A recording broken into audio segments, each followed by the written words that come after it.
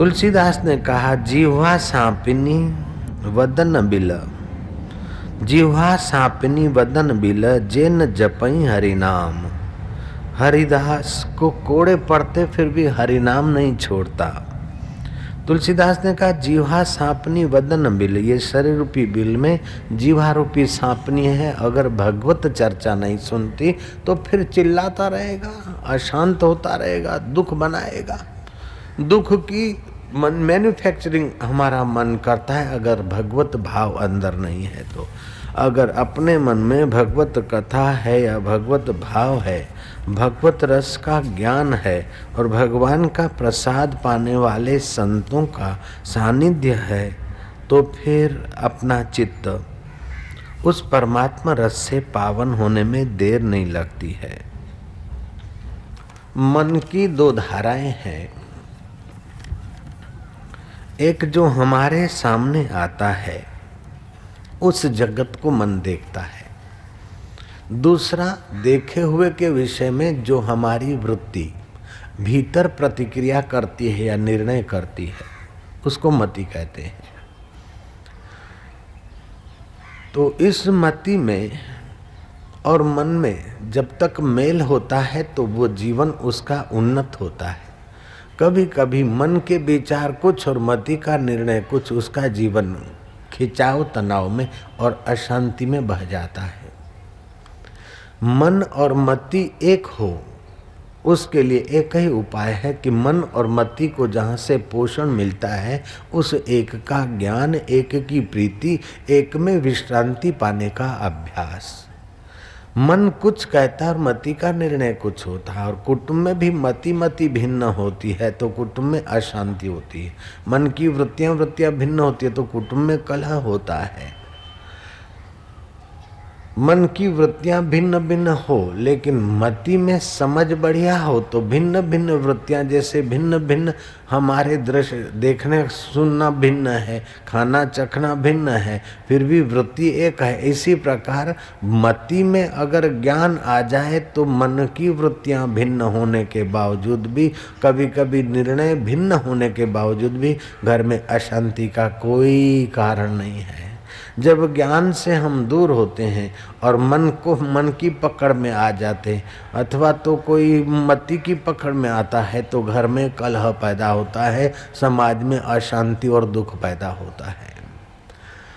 तो जिसके मति में भगवत ज्ञान नहीं है, जिसके मति में मूल ज्ञान नहीं है, वे ऊपर ऊपर की तरंगों में अटक जाते हैं। अखरन में जे अड़िया से चाढ़ी चढ़िया की न की, जन्म जन्म भर मत फेरियो, मिट्यो न मन को त्रास। मन त्रास देता गया, कभी मन कुछ कहता है, कभी मन कुछ कहता है, मति कभी कुछ कहती है, कभी कुछ कहती है। नानक जी कहते, जन्म जन्म भटकत फिरियो, मिट्यो न मन को त्रास। कह नानक हरि भज मना, निर्भय पावे वास। हरि को भज, उस चैतन्य स्वरूप का स्मरण कर, उसका ज्ञान पा तो निर्भय जगह पे तेरे को वास मिलेगा, तू स्थित होगा। जगत की ऐसी कोई पदवी नहीं है जो भय से आक्रांत न हो, परिवर्तितता से आक्रांत न हो और वियोग से आक्रांत न हो। निर्भय वास करो। निर्भय एक तुम्हारा चैतन्य आत्मा है, परब्रह्म परमात्मा है। वही मराठाओं का गजानंद स्वामी है, झूलेलाल वाले सिंधी साइयों का वही झूलेलाल है, रामानुजियों का राम है, वल्लभाचार्यों का वल्लभ है, मोहम्मद का अल्लाह है, कबीर का अव्यक्त है और नानक का अकाल है। आद सत जुगात सत्य है भी सत्य, नानक हो से भी सत्य। तुम्हारा मन की वृत्ति पहले नहीं थी, बाद में नहीं रहता है। बुद्धि का निर्णय पहले नहीं था और बाद में वैसा नहीं रहेगा, लेकिन उसकी गहराई में जो तुम्हारा परमेश्वर है वो पहले था, अभी है और बाद में भी रहेगा। उसका थोड़ा ख्याल करो तो कल्याण हो जाएगा, मंगल हो जाएगा। आंखों में तू है जिसके दिल में ख्याल तेरा, जिसके आंखों में तू है परमेश्वर, भिन्न भिन्न देखता है, लेकिन भिन्न भिन्न की गहराई में तू जिसकी आंखों में है, आंखों में तू है जिसके, दिल में ख्याल तेरा, मुश्किल नहीं है उसको होना विशाल तेरा। परमात्मा विशाल है, अनंत अनंत ब्रह्मांड उस परमेश्वर में है। हमारा जो सूर्य है वो पृथ्वी से 13 लाख गुना बड़ा है, पृथ्वी उसके आगे 13 लाखवां हिस्सा है, और वो सूर्य आकाश गंगाओं में सबसे छोटा है। ऐसी कई आकाश गंगाएं आकाश में हैं, और ये आकाश गंगाएं जिस आकाश में है वो आकाश 5 भूतों का एक भूत है। ये 5 भूत प्रकृति के एक कोने में पड़े हैं, और प्रकृति उस परमात्मा के कोने में पड़ी, और वो परमात्मा तुम्हारा आत्मा होकर बैठा है। सोचो तुम्हारा परमेश्वर कितना विशाल है। लेकिन मेरे मन में जो आई वही हो गया, तो मैं बड़ा हो गया। मेरे मन की नहीं हुई तो हाय रे हाय। कभी तेरे मन की होगी तो कभी पत्नी के मन की होगी तो कभी पड़ोसी के मन की होगी, और जब किसी के मन की नहीं होती तो समझ ले कि तेरा भाणा मीठा लागे, जो तिद भावे सो भली कार। अपने चित्त को ज्ञान संयुक्त रखो। सब इच्छाएं किसी की पूरी नहीं होती, और सब इच्छाएं किसी की अधूरी नहीं रहती। कुछ पूरी होती है, कुछ अर्ध पूरी होती है, और कुछ नहीं पूरी होती। सब इच्छाएं अगर पूरी होने लगे मनुष्य जात की, अथवा मनुष्य जात की सब इच्छाएं पूरी होने लगे तो संसार में नरक हो जाएगा। कोई नहीं चाहता है कि हम मर जाएं, जयराम जी की। जब मरेंगे नहीं तो दूसरे जन्मेंगे कहाँ से। मृत्यु भी एक पड़ाव है। जैसे रात को आराम करते शरीर पड़ता है बिस्तर पर, सुबह फ्रेश होता है, ऐसे प्रकृति माता तुम्हारे को जो तन दिया और जो खिलौने दिए, तुम खेलते खेलते उब जाओगे। इस खिलौने से खेलते खेलते बच्चा खेलता और माँ उठा लेती है। उस समय बच्चा रोता है, लेकिन माँ जब खिलाती पिलाती सुलाती और फ्रेश करके फिर भेजती है, नए नए खिलौने देती है, तो बच्चे का नित्य नवीन रस प्रकट होता है। ऐसे संसार में से प्रकृति जब जब उठा लेती है तो इस शरीर रूपी बच्चे को, मन रूपी बच्चे को अच्छा नहीं लगता है, लेकिन प्रकृति माता जब नया तन देकर भेजती है, फिर नई सुबह और नई सुहावनी खबरें आ जाती है। जो हारा मांदा है, थका है, उसके लिए तो सूर्य पुराण पुरुषोत्तम 200 करोड़ वर्ष पुराना है। अब क्या रखा है सूरज में, बहुत पुराना है सूरज। लेकिन जिसके जीवन में नित्य नवीन उत्साह है, उसके लिए सूर्य हर रोज सुबह सूर्य नया है, नई उमंग है, नया आनंद है। ऐसे सूर्यों का सूर्य जो तुम्हारा ज्ञान स्वरूप परमात्मा है, उसके विषय में तुम्हें अगर प्रेम है, आनंद है, तो तुम्हारे लिए हर वृत्ति, हर श्वास, हर कदम तुम्हारे अंदर नया आनंद, नया माधुर्य, नया सुख हर रोज बहारी। बहारी बाग जे वांगुर रहे दिल शाद तो ज्ञानी, रही दुनिया में दुनिया खां रहे आजाद तो ज्ञानी। न दिल में द्वेष धारे थो न कह सारी सा उन जी, न कह दुनिया जी हालत जो करे फरियाद तो ज्ञानी। जिसको उस परमेश्वर तत्व का, अपने वास्तविक मैं का ज्ञान हो गया, उसका दिल हमेशा सुखमय रहता है, आनंदमय रहता है, माधुर्य से समा रहता है। ब्रह्मज्ञानी का भोजन ज्ञान, ब्रह्मज्ञानी का ब्रह्म ध्यान, ब्रह्मज्ञानी की मत कौन बखाने, नानक ब्रह्मज्ञानी की गत ब्रह्मज्ञानी जाने। ब्रह्मज्ञानी ब्रह्म का वेता, ब्रह्मज्ञानी का एक संग हेता। उस एक के साथ हेत है और अनेक वृत्तियों का उपयोग है। हम लोगों का अनेक वृत्तियों के साथ एक हेत है, तो अनेक वृत्तियां एक जैसी तो नहीं रहेगी। वृत्तियां तो बदलती रहेगी, परिस्थितियां बदलती रहेगी। इस दुनिया में ऐसा कौन सा वह शरीर है जो नहीं बदला, ऐसा कौन सा मन है जो नहीं बदला, ऐसा कौन सा मित्र है जो नहीं बदला, ऐसी कौन सी परिस्थिति जो नहीं बदली। जो बदलने वाली चीज़ों को अबदल करके सुखी रखना चाहते हैं, वो अपने को संघर्ष और तनाव और दुखों में ही झोंकते रहते। गैलीलियो ने आविष्कार किया कि सूर्य खड़ा है, पृथ्वी घूमती है। लोगों ने विरुद्ध उनके मुकदमा कर दिया। यहाँ तक कि उस जमाने के पोप ने भी गैलीलियो के खिलाफ मुकदमा जारी करवाया। न्यायाधीश ने कहा पोप जैसा व्यक्ति भी तुम्हारे खिलाफ है, गैलीलियो तुम अपना बयान वापस ले लो, नहीं तो कोर्ट को आदेश करना पड़ेगा तुम्हारी खाल खींचवाई जाए। गैलीलियो ब्रह्मज्ञानी तो था नहीं, सूली पे चढ़ने के लिए तैयार तो था नहीं। गैलीलियो ने कहा अच्छा कोर्ट कहती है और पोप भी दुराग्रह करता है तो मैं कह देता हूं कि पृथ्वी नहीं घूमती, पृथ्वी घूमती नहीं है, पृथ्वी खड़ी और सूर्य घूमता है। लेकिन सच पूछो तो जो घूमती है सो घूमती रहेगी और जो खड़ा है सो खड़ा ही रहेगा। ऐसे ही प्रकृति घूमती है और प्रकृति से बना हुआ पंच भौतिक शरीर भी घूमता है। इस पंच भौतिक शरीर में रक्त भी घूमता है और रक्त के अंदर कीटाणु भी चुप नहीं बैठते। जय राम जी बोलना पड़ेगा। तो जो घूमती है सो घूमती है, लेकिन उसको जो खड़ा देखता है, साक्षी सो देखता है। तुम खड़े के साथ जुड़ जाओ, तुम अखंड के साथ जुड़ जाओ तो तुम्हारा अखंड आनंद, अखंड ज्ञान और अखंड जीवन का साक्षात्कार हो जाएगा। फिर खंड खंड का तो खेल होगा और अखंड में विश्रांति होगी। भरोसा कर तू उस अखंड पर, तुझे बुलंद हौसला मिलेगा। ये जीवन बीत जाएगा, तुझे रोज नित्य नया आनंद आएगा। कहीं सुख है कहीं दुख है, ये जीवन धूप छाया है। कहीं सुख है कहीं दुख है, ये जीवन धूप छाया है। ऐसी में ही बिता डालो, हंसी में ही बिता डालो, बितानी ही ये माया है। जो सुख आए तो हंस देना और दुख आए तो हंस देना, क्योंकि दोनों अतिथि हैं, आए हैं। जो घर में आता है तो हंस के मिलना चाहिए। वे लोग कंगले हैं कि अतिथि आ जाए और मुंह चढ़ा के बैठ जाए। मेहमान घरे आवे मोढू हाड़ा बार वगैरह बेसी जाए। नहीं नहीं, भले पधारो भले पधारो। नामदेव के सामने अंधेरी रात में भूत प्रकट हो गया। नामदेव की बुद्धि देखो कितनी शुद्ध। नामदेव कहते भले पधारो लंबकनाथ, भले पधारो लंबकनाथ। लंबा लंबा भूत खड़ा हो गया।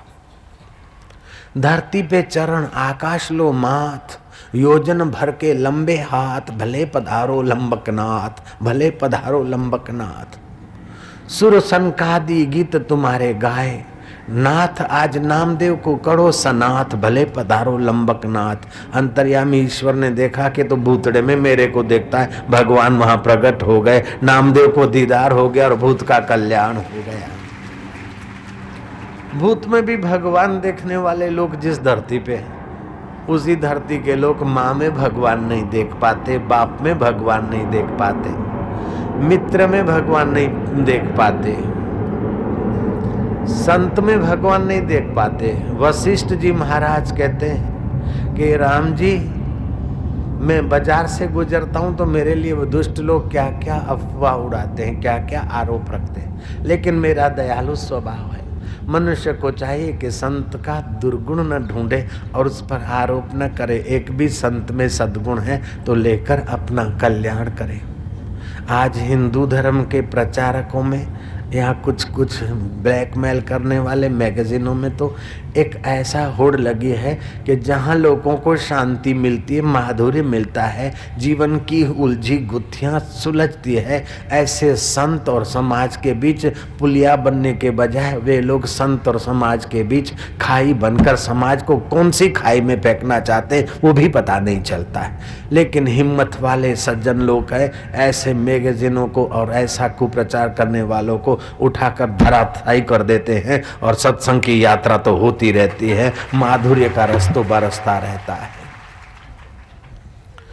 भगवान बुद्ध जेतवन में रहते थे, उनका यश कीर्ति सज्जनों को तो मालूम था, लेकिन दुर्जन जलते थे। उन्होंने प्लानिंग किया, एक वैश्या को खरीद लिया। वैश्या रात को जाती जेतवन इलाके में जाकर ठहरती और सुबह आती सावश्री नगरी में। वैश्या से जानबूझकर वे लोग बाजार में पूछते, तू रात भर कहाँ गई थी? जैसे बांद्रा एक इलाका है, पार्ले एक इलाका है, बोरेवली एक इलाका है, ऐसे जेतवन का इलाका था। तो जेतवन में बुद्ध भी रहते थे। तो वो बोलती थी मैं तो जेतवन थी, और जिसको लोग बहुत मानते ने उसके पास में थी। अब तुम समझ गए। तो क्या बुद्ध के पास थी? कि हाँ हाँ, जब बड़ा ग्राहक मिले तो फुटकर धंधा कौन करे। हमें तो सारी रात उधर बहुत ठीक लेता है और मनमाना इनाम भी मिलता रहता है, इसलिए मैं रोज शाम को चली जाती हूँ, उनको खुश करती हूँ, रात भर उनके बिस्तर पर होती हूँ और सुबह फिर चली आती हूँ। धीरे धीरे कुप्रचार ने जोर पकड़ा और महाराज जो कान के कच्चे और मति के कच्चे थे ऐसे लोग बुद्ध से टूटने लगे। आनंद ने कहा भंते लोग टूट रहे हैं। बोले जो टूटने चाहिए उनको टूटने दो। जो पनखर आती हैं तो कच्चे कच्चे पत्ते जो लगने के काबिल नहीं वो तो टूट जाते, लेकिन जो मजबूत होते लगे रहते। लेकिन वो मजबूत भी टूटने के करीब करीब हुए। आखिर समाज असमंजस में पड़ गया। उन्हीं लोगों ने प्लानिंग की और राजा से मांग की कि बुद्ध के विषय में इतना प्रचार हो रहा है, जांच की जाए। जांच का आदेश मिला। जांच करने वाली कमेटी पुलिस सीआईडी वाले आए। जिस दिन आने वाले उसकी रात को, कल सुबह आने वाले तो आज रात को उसी वैश्या को खूब शराब पिलाया। 4-5 आदमी उसके साथ गए और जेतवन में उसके साथ 5 आदमियों ने संसार सेक्सी काम करके उसका गला दबा के बुद्ध के बगीचे में रातों रात उस वैश्या को गाड़ दी। और सुबह कमीशन जांच करता करता बुद्ध के आम के बगीचे में गए तो उन लोगों में से कोई अच्छा दिखाने वाले भी घुस गए। साहब हमें इधर कुछ डाउट पड़ता है। वैश्या रोज सुबह तो आ जाती थी, लेकिन आज जेतवन से लौटी भी नहीं हो, बुद्ध के बगीचे में ही होगी। बुद्ध के कुटीर में तो नहीं दिखी, तो बगीचा छान मारा। वो जहाँ खोद काम किया था, रात को गाड़ी थी लोफरों ने, वहीं इशारा किया गया और खोद के दिखाया, निकला उस वैश्या का शव। आज तक तो वैश्या कहती थी मैं बुद्ध के पास जाती हूँ, लेकिन बुद्ध का कुप्रचार होने से बुद्ध ने अपना पाप दबाने के लिए उसकी हत्या करके उसको बगीचे में गाड़ दिया। आनंद कहता है हद हो गई पाप की, महापुरुष के ऊपर कीचड़ उछालने की हद हो गई। बनते कुछ करो, ऐसों को श्राप दो। बनते कहता है वक्त बीत जाएगा, अपने अचल में रहो, देखो क्या होता है। जिन्होंने आरोप लगाए वे कौन से नरक में पड़े होंगे मुझे पता नहीं, लेकिन बुद्ध को तो अभी भी हम लाखों करोड़ों लोग आदर से देखते हैं, मानते हैं। स्वामी विवेकानंद के प्रति भी वैश्याओं को भेजा जाता था और ईसाई मिशनरियाँ उनका खुलकर कुप्रचार कर दी थी, राम तीर्थ का और विवेकानंद का। फिर भी विवेकानंद और राम तीर्थ को हम लोग लाखों लाखों हृदय से स्नेह करते हैं। जिसने अचल में स्थिति कर ली है उसके जीवन में भी आंधी तूफान और आरोप आते हैं, सुख दुख आता है, मान अपमान आता है, लेकिन वे पुरुष अचल तत्व में टिके हैं। भगवान वेदव्यास को नारद जी ने कहा कि महाराज आपने शास्त्र तो लिखे फिर भी लोग दुखी और अशांत हो रहे हैं, आपके शास्त्रों का फायदा नहीं लेते।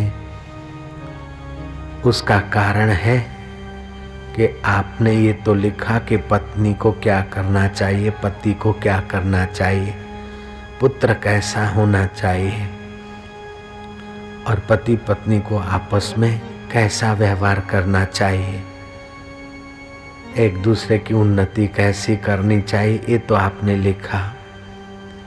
और जो अति शराबी कबाबी हैं उनको भी मोड़ने के लिए कभी कभार भोग लगाकर इन चीज़ों का उपयोग करने की आपने छूट छाट दी। वो छूट छाट की बात को पकड़ लेंगे, लेकिन जब तक मनुष्य को भीतर का सुख नहीं मिलेगा तब तक दी हुई छूट छाट के दुरुपयोग में ही अपने को गिराएगा। महाराज आप लोगों के पतन को देखकर चिंतित हो कि मेरे इतने सारे शास्त्र होने पर भी, दिया होने पर भी लोग कुएं में गिर रहे हैं और दुखी हो रहे हैं। महाराज उनके दुख का कारण है कि उनको सुख की मांग है और विषय विकारों का सुख जितना भोगते हैं दादर की खुजली जैसा है। कबीरा कुत्ते की दोस्ती दो बाजू जंजाल, रीझे तो मुंह चाटे और खींचे तो पैर खाटे। इनको संसारी व्यक्तियों को सुख जिसमें देखता है वे इच्छाएं, इच्छित वस्तु मिलने पर भी वो इच्छाएं पूरी नहीं होती, इच्छाएं और बढ़ती है। जैसे अग्नि में घी डालो तो और भभकती, और इच्छाएं पूरी नहीं होती तो भी अपने को दुखी मानते हैं। वस्तु मिल जाती है तो आसक्ति के कारण दुखी होते, और नहीं मिलती है तो ग्लानि के कारण दुखी होते हैं। महाराज इनको सुख चाहिए और इन्हें भगवतीय सुख मिले, ऐसा ग्रंथ आप लिखो। और भगवतीय सुख तो भगवान ब्रह्मा जी ने मुझे जो 4 श्लोक बताए, सृष्टि का कारण क्या है, जीव की मुक्ति कैसे हो, जीव ब्रह्म क्या वास्तविक सनातन संबंध कैसा, सृष्टि का मूल कारण क्या है, और सुख वास्तविक सुख का है, इस प्रकार का श्रीमद् भागवत का 4 श्लोकों का ज्ञान ब्रह्मा जी से सुना था। व्यास जी को बताओ, व्यास जी ने समाधि करके श्री कृष्ण के चरित्रों को देखा। श्री कृष्ण के चरित्र देखते गए और श्लोकबद्ध करते गए। श्लोकबद्ध श्लोक तो करे, चरित्र देखकर लिखे कौन। भगवान गणपति का आवाहन किया, गजानंद महाराज को प्रार्थना किया कि मैं श्री कृष्ण की लीलाएं देखूं, श्लोकबद्ध करके बोलता जाऊंगा, बंद आंखें, आप उसको लिखते जाइए महाराज। गजानंद महाराज लिखने बैठे गणपति भगवान। गणपति ने कहा कि तुम लीलाएं देखते, श्लोक बनाते, बोलते, मैं तो लिख डालता हूँ, लेकिन दूसरा श्लोक आने में बीच में मेरा समय व्यर्थ जाता है।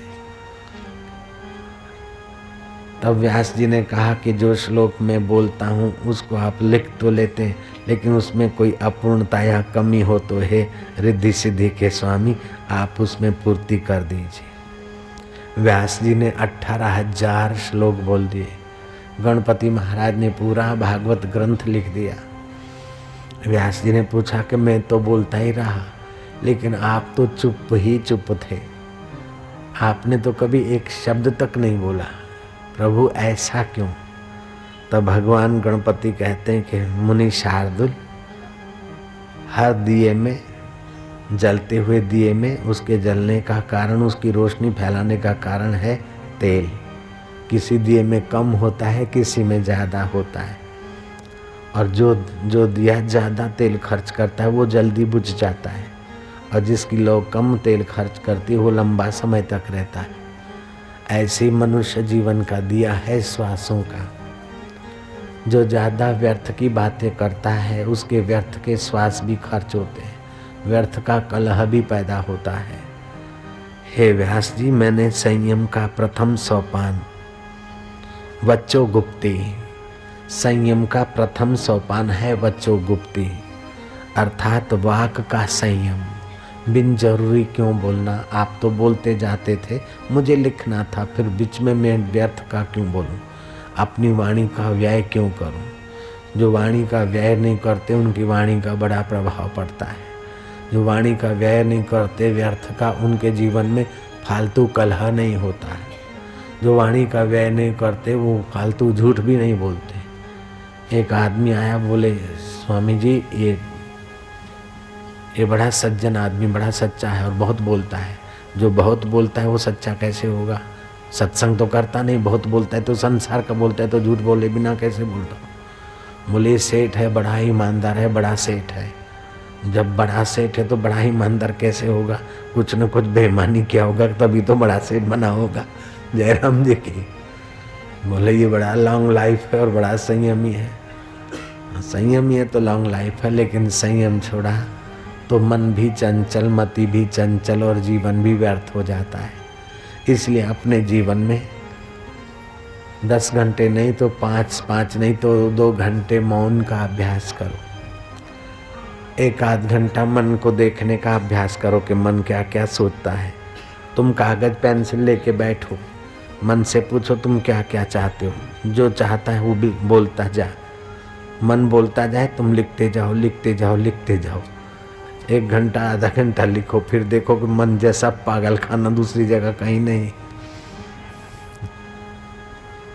मैंने सुना था कि एक शराबी दारू पी के जा रहा था, कार पंचर हो गई, वो स्टॉप पर स्पेयर व्हील लगाने के लिए लगे हुए व्हील के बोल्ट खोलता गया, उतावल उतावल में नशे में रखते गया। अब पीछे एक नाली बह रही थी, गटर, खुली नाली, लुढ़कते गए बोल्ट। दूसरा व्हील जब लगाने को बैठा तो देखा कि सारे नट बोल्ट तो चले गए।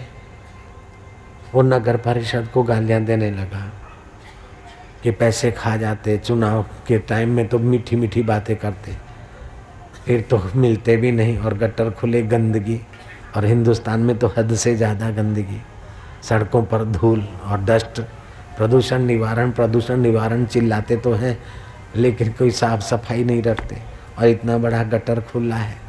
ऐसा वैसा उसको गालियां देने लगा, नगर परिषद के आदमियों को, म्यूनसिपालिटी के कॉरपोरेटरों को। इतने में सामने एक पागल खाना था, मेंटल हॉस्पिटल, उसके चबूतरे पे एक पागल बैठा था आराम कुर्सी पे, वो सब देख रहा था। वो आया नजीक, बोले अब तुम कॉरपोरेटर को गालियां देते होगे, वो तो आइसक्रीम खाते होंगे या गपशप लड़ाते होंगे, और तुम गालियां दे के अपनी अशांति क्यों बढ़ा रहे हो? तुमको घर जाना है ना? बोले घर कैसे जा सकता हूँ, मैं बड़ी प्रॉब्लम में हूँ, खुदा की कसम मैं मुसीबत में पड़ गया। बोले 3 व्हीलों का एक एक नट बोल्ट खोल के चौथे व्हील में लगा दे और घर पहुँच जा। वो बोलता है सुभान अल्लाह, तुम्हारी इतनी बढ़िया आइडिया, मिस्टर आप कौन है? उसने कहा मैं सामने मेंटल हॉस्पिटल का पेशेंट हूँ, पागल खाने में इलाज कराने आया। बोले तुम पागल होते हुए भी इतनी आइडिया रखते हो? बोले मैं पागल तो जरूर हूँ लेकिन तेरे जैसा शराबी तो नहीं हूँ भाई। भागवत सुनने वाला निर्भय हो जाता है, भागवत समझने वाला निशंक हो जाता है। उसको धर्म के विषय में, ईश्वर के विषय में, कर्तव्य के विषय में कोई शंका नहीं रहती। भागवत को सुनने वाला निश्चिंत हो जाता है, वो चिंता के चक्कर में, डिप्रेस आदि के चक्कर में नहीं आ पाता। भागवत की कथा से निर्भयता, निशंकता, निश्चिंतता तो आती है, चित्त में परमात्मा प्रसन्नता प्रकट होती है।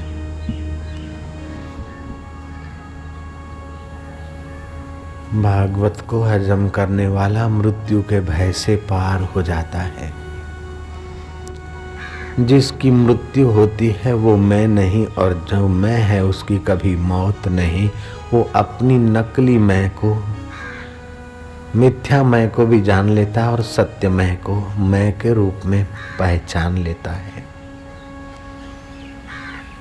ये भागवत धर्म है। जैसे पिता की वस्तु में सारे पुत्र पुत्रियों का हक होता है, ऐसे भागवत भगवान की वस्तु है। जैसे कुटुंब का बड़ा पूरे परिवार की भलाई सोचता है, कुटुंब के बड़े की चीज अगर देने में आए तो पूरे परिवार के हित में दी जाती। कुटुंब के बड़े में तो मोह या पक्षपात हो सकता है, लेकिन ईश्वर के बड़पन में न मोह है न पक्षपात है। भागवत ईश्वर की प्रसादी है, उसमें केवल साधु संत या भक्त या ऋषि मुनि का ही अधिकार नहीं, केवल हिंदू भाइयों का ही अधिकार नहीं, अपितु मनुष्य मात्र का अधिकार है। ना ना, भागवत धर्म में तो पशु पक्षी का भी अधिकार माना गया है। अश्वमेघ सहस्त्राणि, अश्वमेघ सहस्त्राणि, भाजपे शतानि च, भाजपे शतानि च, शुकशास्त्र कथायाश्च, शुकशास्त्र कथायाश्च, कलानाहर्ति षोडशम्, कलानार्हन्ति षोडशीम्। अश्वमेघ सहस्त्र माने 1000, भाजपे सैकड़ों करे, फिर भी ये शुक शास्त्र के आगे 16वां हिस्सा भी नहीं शुक्ल शास्त्र के ज्ञान का इतना बड़ा भारी महात्मा है। भागवत के 4 नाम हैं। इसको भागवत बोलते हैं। भगवत जनों की कथाएं और वृत्ति भगवताकार होती है। रागाकार, द्वेषाकार, अस्मिताकार भाव मिटकर भगवताकार भाव बन जाते हैं। दूसरा इसका नाम है भागवत महापुराण। और सब पुराण है, इसमें तो महान तत्व की बात है, जीव ब्रह्म की एकता की बात है, इसको महापुराण कहा। तीसरा नाम है इसका परमहंस संहिता, जो सुखदेव जी महाराज विरक्त होकर एकांत में जा रहे थे। पिता व्यास पीछे पीछे जा रहे, पुत्र सुनो सुनो। अद्वैत निष्ठा के कारण वृक्षों ने उत्तर दिया। ऐसे सुखदेव जी परमहंस महापुरुष, जो गृहस्थी के घर केवल गाय दोलू उतनी देर खड़ा रहते हैं, दूध ले लेते हैं, उनका पुण्य बढ़ जाता है, गृहस्थियों का खुद चल जाते हैं।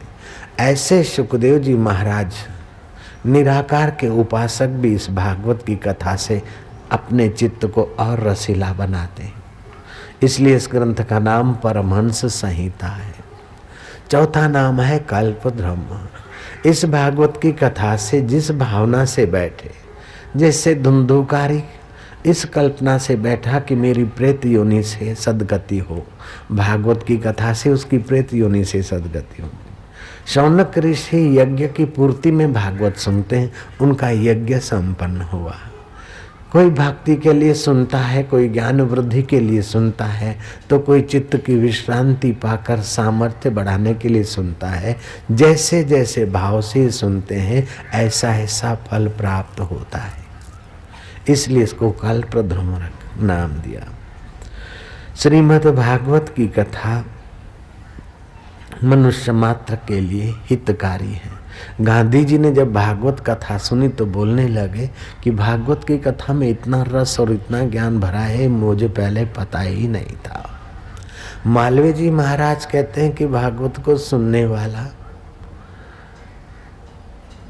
रसमय जीवन बिताने की कला सीख लेता है और विपत्ताओं से डरता नहीं, दबता नहीं और संपदा पाकर फूलता नहीं है।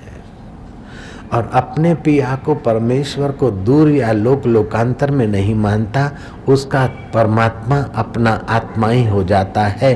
दिल ने तस्वीरें हैं यार, जबकि गर्दन झुका ली और मुलाकात कर ली। ये भागवत की कथा का महात्मा।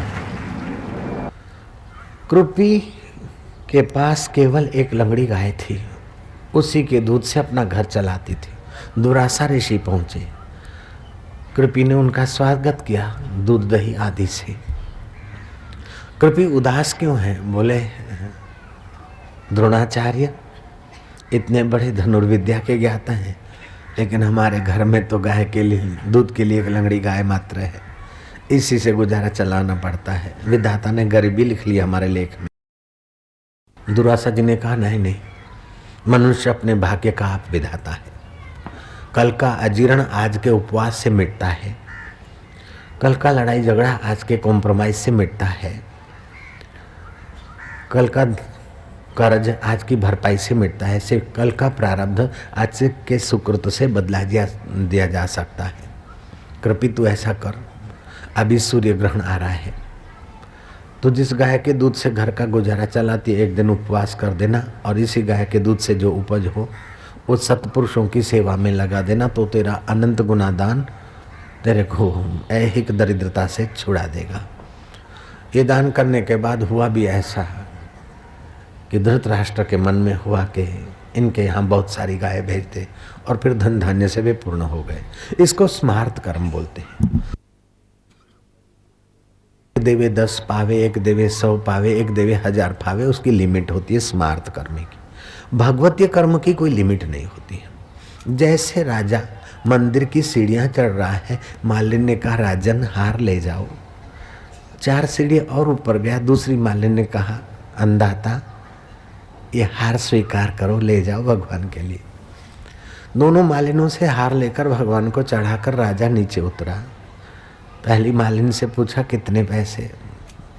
मालिन ने समझा 25 पैसे का है 4 आने का हार, राजा से 2 रुपये मांग लो। 2 रुपये दे दिए, उस जमाने के 2 रुपये बड़े थे। फिर नीचे उतरा, पहली मालिन को पूछा कितने पैसे, बोले ओह पैसे आपसे, ना ना ना, आपने मेरा हार स्वीकार कर लिया, मुझे आनंद है। आप तो नगरपति हैं, सम्राट हैं, और मुझ गरीब का हार आपकी सेवा में पहुंचा, इसका मुझे बहुत आनंद है राजन। मैं तो चाहती हूँ कि रोज आपकी सेवा में मेरा हार स्वीकार हो जाए। राजा से उसने एक पाई भी नहीं ली। पहली मालन देखती है कि ये कितनी बेवकूफ़ है, मैंने तो 4 आने के बदले 2 रुपए ले लिए 25 पैसे के बदले, और इसने पाई भी नहीं ली। राजा ने मंत्री को कहा इस मालिन का एड्रेस ले लेना। समय पाकर मालिन के पुत्र को बुलाया गया, उसको ठीक जगह पर ऊंची नौकरी दे दी, क्योंकि ये देश की वफादार महिला है। तो उसका पुत्र भी माँ के संस्कार से सिंचा हुआ चित्त वाला। मालिन को चाहिए तो 10, 20, 25 एकड़ दे दो जमीन। अब वो हार के बदले में नहीं दे रहे, हार की कीमत गिनकर नहीं दे रहे, वो राजा अपनी ओर से दे रहा है। ऐसे राजाओं का राजा जो भगवान है, भगवान के नाते सत्पुरुषों की अगर सेवा की जाती है, भगवान के नाते ही भगवान का भजन किया जाता है, भगवान के नाते ही शुभ कर्म कर दिए जाते हैं, तो भगवान जब अपनी ओर से देता है तो वो भागवती फल होता है। उसके लिए 10 गुना, 100 गुना, 1000 गुना की कोई वैल्यू नहीं है। करोड़ों करोड़ों जन्म के कर्म हैं, लेकिन भगवत कथा सुनते सुनते जीवात्मा अपने मन को भगवान को देने लग जाता है, अपने शुभ कर्मों को भगवान के अर्पित करने लग जाता है। फल क्या होता है कि बदले में भगवान अपना आपा उसके अंतःकरण में प्रकट कर देता है। अंतःकरण में भगवान अपना आपा प्रकट कर देता है, अपने स्वरूप का ज्ञान प्रकट कर देता है। वो साधक ब्रह्मज्ञानी हो जाता है, सिद्ध बन जाता है। ब्रह्मज्ञानी की दृष्टि अमृत वर्षी, उसकी आंखों से आध्यात्मिक अमृत, आध्यात्मिक तरंग, आध्यात्मिक वेव्स बरसते हैं, जो थके मांदे अशांत दुखी चित्तों को शीतलता, शांति प्रदान करने का सामर्थ्य रखते हैं। वो आंखों के द्वारा एक हंसी मात्र डाल देता है तो समाज में, महफिल में रौनक आ जाती है। ऐसे पुरुष को पाकर बुद्धिमान साधक कहते हैं, गुरुजी तुम तसल्ली न दो, सिर्फ बैठे ही रहो, महफिल का रंग बदल जाएगा, गिरता हुआ दिल भी संभल जाएगा, संभल जाएगा। काम में, क्रोध में, लोभ में, मोह में, मद में, मात्सरी में, चिंता में, तनाव में, टेंशन में जो हमारा दिल गिर रहा है, वो ऐसे पुरुषों की हाजिरी मात्र से हमारा दिल संभलने लगता है। भगवान जब देते हैं तो इतना सारा देते हैं। वो साधक स्वयं तो सिद्ध हो जाता है, वो तो तर जाता है, लेकिन उसके संपर्क में आने वाले भी तरने लगते हैं। सतरति लोकान तार्यति, सतृप्तो भवति, वो तो तृप्त रहता है, औरों को तृप्त कर देता है अपनी वाणी से, अपने दर्शन से, अपनी अमी दृष्टि से, निगाहों से। 3 प्रकार की हंसी होती है। एक तो आम लोग हंसते ठाका मार के, अच्छा है, हंसना चाहिए, जरूरी है। आपकी सूक्ष्मतम नाड़ियां हैं, न साबुन से स्वच्छ होती है, न टिनोपोल के टच से स्वच्छ हो गई, न और कोई क्रिया से स्वच्छ होती है, केवल निर्दोष जोरों की हंसी से बहुत आपकी नाड़ियां स्वच्छ होती है। आपको हंसना चाहिए। एक होती है आम हंसी, जन साधारण हंसते। दूसरी होती है बुद्धिमानों की हंसी, मुंह में हंसते, गालों में हंसते हैं, चित्त प्रसन्न होता है लेकिन स्माइल दे देते। तीसरी तो आधुनिक हंसी है, जो एयरपोर्ट पे सर्विस करने वाले लोगों को सिखाई जाती है, होठ चौड़े करने के। हम पहली बार अमेरिका गए, हमने सोचा कि ये सब इतने लोग प्रसन्न, सबसे हंस के बात करते। फिर धीरे से गौर करके देखा तो इनको ट्रेनिंग मिली होती है, होठ चौड़े होते लेकिन दिल तो वैसे का वैसा रहता है। हाय हाय फाइन गुड। मैंने मार्क किया दूर से, केवल हमको आदर देने के लिए लोग ऐसे नहीं, वो सब पैसेंजर के साथ ट्रेनिंग होती है उनको। ये हंसी तो सेल्समैन ही हंसी है, इसकी बात मैं नहीं करता। 3 हंसियों की बात करता हूँ। एक होती है आम हंसी, दूसरी होती है बुद्धिमानों की हंसी, तीसरी होती है योगेश्वरों की हंसी। योगेश्वरों की हंसी जैसे कृष्ण हंसते हैं तो कैसा हंसते हैं? निगाहों की हंसी बड़ी सात्विक, बड़ी कल्याणकारी और बड़ी पावरफुल होती है। जहाँ तक निगाह पड़ जाए और आपकी हंसी को झेलने वाला मिल जाए, उसका दिल पावन हुए बिना नहीं रहेगा। वह कृष्ण की हंसी। किसी किसी महापुरुष के पास वो चीज होती है।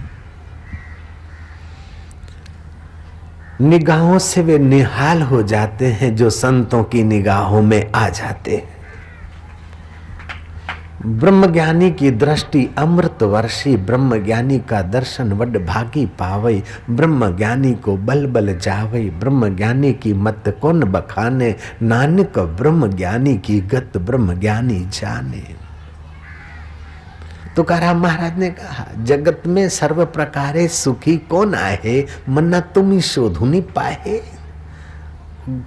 खोजते खोजते फिर उस महापुरुष को उत्तर मिला, दृष्टि ज्ञानमय कृत्वा पश्चित हरिरेव जगत। दृष्टि ज्ञानमय करो और हरिमय जगत देखे, वो पूर्ण रूप से जगत में सुखी आए। सिंधी संत बोधराज जी ने कहा, न दिल में द्वेष धारे थो, न कैसा रीस आ उन जी, न कहे दुनिया जी हालत तो जो करे फरियाद तो ज्ञानी। बहारी बाग जे वांगुर रहे दिलशाद तो ज्ञानी, रही लोडन में लोडन खा रहे आजाद तो ज्ञानी। इल्म ऊनो अमल कायम, इल्म तो उसका बहुत गहरा है और अमल करता है उसका चित्त कायम, फिर भी उसको अहंकार नहीं आता। इस बात को अष्टावकर मुनि ने जनक को कहा, अष्टावकर संहिता में, यत पदम प्रेप्सवो दीना शक्रादय सर्वदेवता, अहो तत्र स्थितो योगी हर्षम न उपगच्छति। जिस पद को पाए बिना देवताओं का राजा इंद्र भी अपने को कंगाल मानता है, वह आत्म पद व ब्रह्म पद पाकर योगी गर्व नहीं करता है, घमंड नहीं आता। ये भी एक आश्चर्य है। कंगले आदमी को 10-20 हजार मिल जाते तो फूल फटता है, अथवा 10-20 हजार की कैपेसिटी वाली को 10-20 लाख मिल जाता है तो उसकी चाल निराली हो जाती है। किसी की 10-20 करोड़ में तो किसी की 1000, 2000, 5000 करोड़ में चाल बदल जाती है। लेकिन अनंत ब्रह्मांडों का स्वामी जिसको मिल जाता है, फिर भी उसे अहंकार नहीं होता है। ये भागवती फल नहीं तो और क्या है। 3 टूक कॉपी न की, भाजी बिना लूण, तुलसी हृदय रघुबीर बसे तो इंद्र बापड़ा कौन। इंद्र को बापड़ा कह देता है वो महापुरुष, फिर भी चित्त में गर्व नहीं। पीत्वा ब्रह्म रस योगिनो भूत्वा उन्मतः, इंद्रो मपि रंकवत भाष्यत, अन्य से का वार्ता। औरों की क्या बात कहे आपको।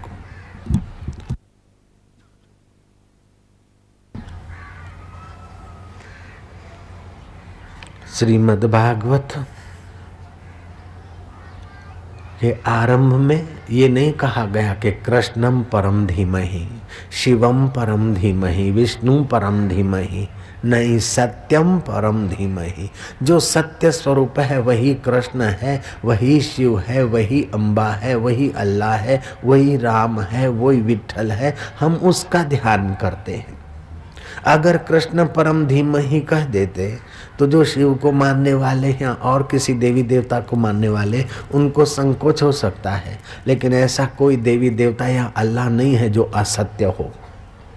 इसलिए व्यास जी ने मंगलाचरण में कहा, सत्यम परम धीमहि। हम उस सत्य स्वरूप का ध्यान करते हैं। देखो कोई मत पंथ या मजहब की उलझन में न उलझे, इसलिए सबके अधिकार के लिए ये प्रार्थना रख दी गई। प्रारंभ में मंगलाचरण रख दिया गया, सत्यम परम धीमहि। नहीं तो व्यास जी लिख सकते थे, कृष्णम परम धीमहि, रामम परम धीमहि, शिवम परम धीमहि, सत्यम परम धीमहि। और सत्य उसे कहते हैं जो तीनों काल में एक रस है। सृष्टि के पहले, सृष्टि के समय, प्रलय के बाद भी जो रहता है उसको सत्य बोलते हैं। आद सत्य जुगात सत्य है भी सत्य, नानक कहो से भी सत्य। उस सत्य स्वरूप परमात्मा का हम ध्यान करते हैं। श्रीमद् भागवत सुनने के लिए सूत जी के चरणों में शौनक ने प्रार्थना की कि महाराज, अब कलयुग का प्रभाव दिख रहा है, हमने इसके दुष्परिणामों से बचने के लिए सहस्त्र वर्षीय यज्ञ का आयोजन किया, लेकिन यज्ञ के बीच में जो दोपहर को समय मिलता है उस समय आप हमें भागवत की कथा सुनाएं। आप ज्ञान के सूर्य हैं, आपका चित्त भगवत प्रसाद से पावन है। महाराज, लोक विकारों से, अहंकार से और हीनमति से आक्रांत है। मंदासु मंद मतया, अल्पायु वाले लोग, मति मंद, भाग्य मंद और कलह प्रिय है युग जो कलयुग है। इस कलयुग के दोषों से बचने के लिए आप हमें श्रीमद् भागवत का अमृतपान कराइए। शौनक जी का प्रार्थना सुनकर सूत जी ने ध्यान किया और भगवान व्यास का, भगवान शुकदेव जी का, मुझे जो शुकदेव जी ने एकांत में ज्ञान सुनाया मैं तुमको सुनाता हूं। एक कंजूस सेठ मर रहा था। नौकर ने देखा कि कितनी 15 दिवाली बिताई, कभी बोनस तक नहीं दिया, अब सेठ मर रहा है, सब छोड़ के जा रहा है। नौकर नजदीक आया, रसोया, बोले मैं आपका पर्सनल सेवक हूँ, चंपी भी कर लेता हूँ और आपकी बीमारी में भी मैंने सेवा की। सेठ जी, अब आप दुनिया से जा रहे हैं, बीमारी में तो कई रुपए तुम्हारे चले गए। सेठ जी, अब आप दुनिया से जा रहे हैं, जाते जाते मुझ गरीब का तो कुछ तो कर जाओ, मेरे लिए भी तो कुछ दे जाओ, मेरे लिए कुछ तो छोड़ जाना। सेठ ने कहा, बेवकूफ मूर्ख, मैं तो सारी दुनिया छोड़े जा रहा हूँ, फिर तेरे लिए क्या छोड़ के जाऊँ। जयराम जी की, सारी दुनिया छोड़ के जा रहा हूँ, अब तेरे लिए क्या छोड़ू फिर।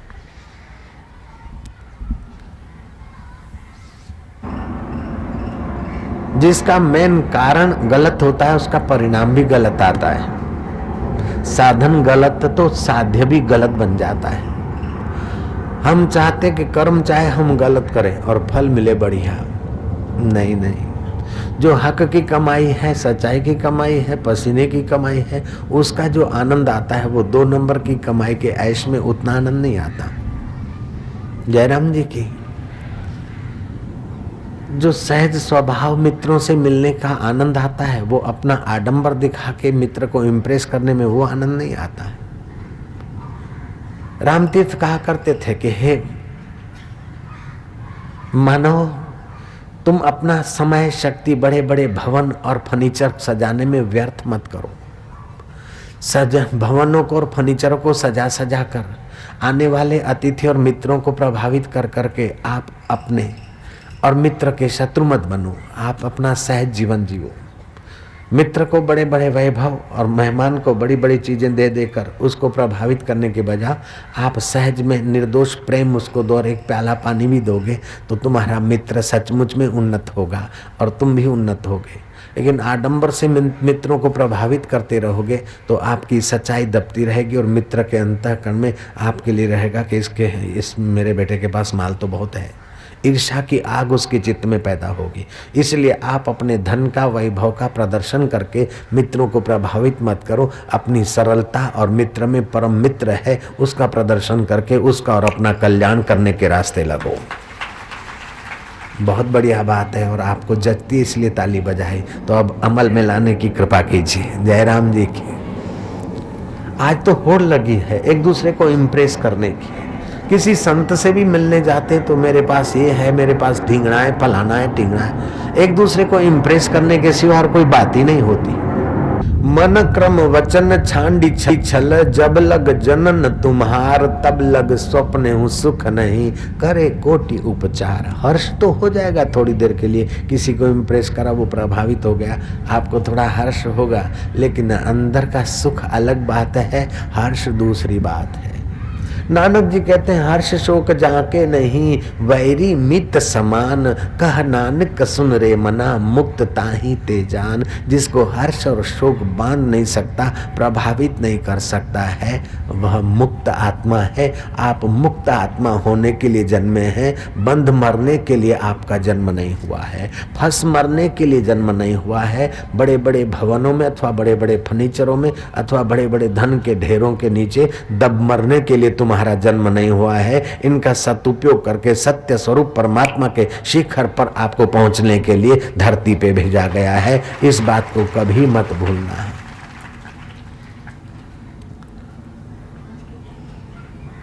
जोधपुर में यशवंत सिंह का राज्य था, तब की बात है। जोधपुर के पास छोटा सा गांव था और फूलीबाई नाम की एक विधवा बाई अपना थेपड़ियां थेप के गुजारा करती थी। उसके विषय में तो बहुत सारी बातें हैं। उसको सिद्धाई मिली थी। गुरु मंत्र जपते जपते मंत्र को सूक्ष्मतम अवस्था में पहुंचा दिया। एक दिन यशवंत सिंह उनके दर्शन करने गए। यशवंत सिंह को बड़ी शांति मिली। भाई की तो झोंपड़ी थी, गुआर की रोटी, गुआर की सब्जी, बाजरी की रोटी बनाई खाई। कोई सैनिक आए, पसार हुए, पानी मांगा, बेटे दौड़ते दौड़ते पानी, खून गर्म है, फिर पानी पीना ठीक नहीं, रोटी का टुकड़ा खा लो। बोले माता जी मैं अकेला नहीं हूँ, मेरे साथ 3 बटालियन है, चिंता ना करो। ढक दिया कपड़ा और अपने मंत्र शक्ति का उपयोग करते सबको टुकड़ा टुकड़ा देती गई। फौजियों ने जाकर यशवंत सिंह को बताया कि माई में इतनी सारी सिद्धाई। यशवंत सिंह ने थोड़ी बहुत प्रशंसा सुनी थी। यशवंत सिंह दर्शन करने आया, बड़ा प्रभावित हुआ। यशवंत सिंह ने अपनी व्यथा रखी उस माई के चरणों में कि रानियों को जो मांगती वो चीजें सब देता हूँ, फिर भी आपस में लड़ती रहती है, ग्रह कलह हमारा बहुत है। माता जी आप चलो जरा, चरण रज आपकी पड़ेगी, आपकी चरण रज से मेरा रनवास पावन होगा। आपके 2 वचन सुनेंगी तो रानियों के कान पावन होंगे, आपकी दृष्टि पड़ेगी तो हमारा वह भवन पवित्र होगा। पवित्र पुरुषों की वेश पवित्र होते। माता जी आप हमारे मकान में जरा चरण रज घुमाने को पधारो।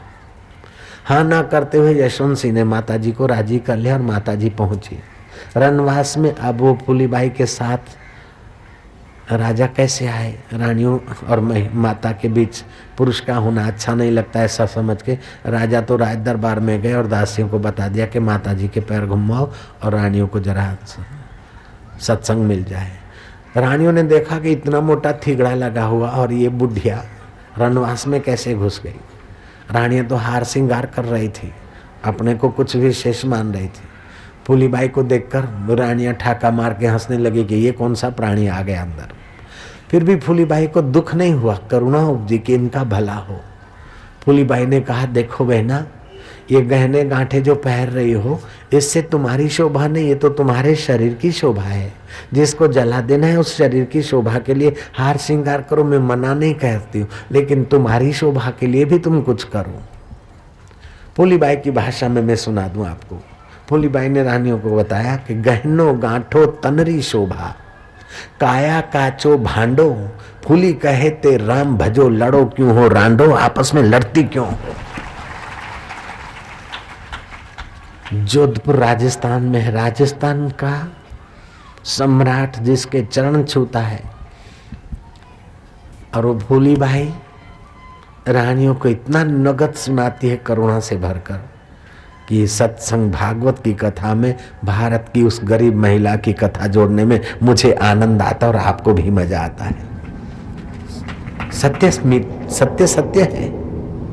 लोग बोलते सत्य कटु होता है, ना ना ना, सत्य तो अमृतमय है, सुखमय है, मधुरमय है। सूत जी महाराज शौनक को सुनाते कि एक समय देव ऋषि नारद घूमते घामते विशालापुरी में पहुंचे, जहां सनक सनंदन सनत सनत कुमार चारों भाई बैठे थे। चारों भाइयों की उम्र तो पूर्वजों के पूर्वज थे, लेकिन योग बल से सदा 5 साल के लगते थे। ज्ञान के पारगामी थे और अपने पर ब्रह्म परमात्मा का उनको साक्षात था। उन मुनीश्वरों ने देखा कि नारद जी इस विशाला नगरी में आ रहे हैं। नारद जी को देखकर मुनीश्वरों ने पूछा कि नारद जी आज आप अतृप्त पुरुष की नहीं दिखाई दे रहे हैं। जैसे किसी का कोई कल कारखाना बंद हो गया हो, अथवा किसी को इनकम टैक्स की रेड पड़ी हो, या अथवा और कोई मुसीबत आई हो, तो जो आदमी जितना जैसा हताश सा और दौड़ा सा जाता है, उस प्रकार नारद की दशा देखकर मुनीश्वरों ने पूछा कि अतृप्त आदमी की नाई, वासना में उलझे हुए जीव की नाई, नारद जी आप कहाँ कहाँ जल्दी जल्दी जा रहे हो। नारद जी कहते हैं, मुनीश्वरों, कलयुग का प्रभाव ऐसा तो फैल गया है कि कलयुग का मित्र अधर्म जहां तहां अपने पैर पसार चुका है। शांति, सुहृदता और माधुर्य मानो धरती से सूख रहा है।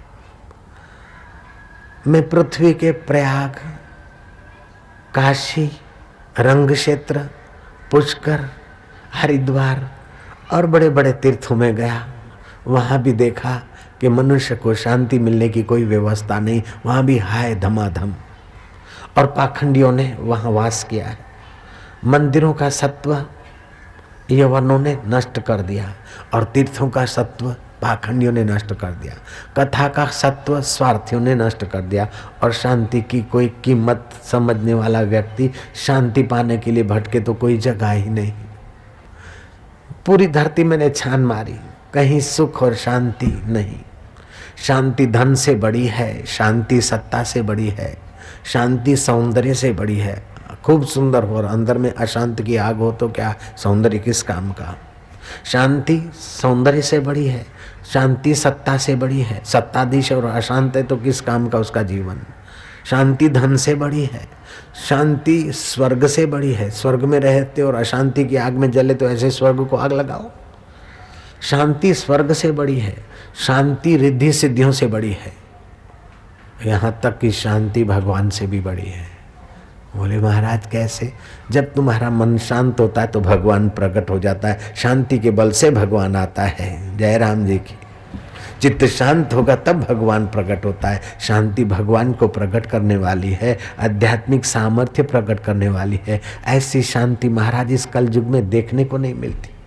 लोग पेट पालू द्विपाद पशु जैसे हो गए।